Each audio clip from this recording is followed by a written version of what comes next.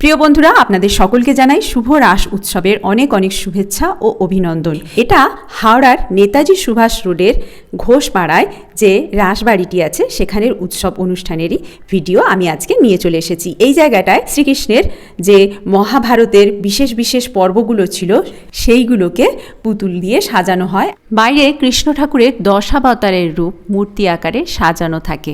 এই মঞ্চটার মধ্যে পুতুল নাচের অনুষ্ঠান হয়ে থাকে। আগেই চলে গিয়েছিলাম, সেই জন্যে পুতুল নাচটা শুরু হয়নি। কৃষ্ণ ঠাকুরের বিগ্রহ শ্রী রাধা সমেত এখানে রাখা হয়। আর এইখানে যে পুতুল নাচের অনুষ্ঠানটা হয়, অনেকেই জানতে চেয়েছিলেন কবে হয়। 4 দিন ব্যাপী হয়ে থাকে। 6 নভেম্বর থেকে শুরু হয়ে গেছে, রবিবার পর্যন্ত হবে। সন্ধ্যে 6:30 থেকে 9:30 অবধি হয়।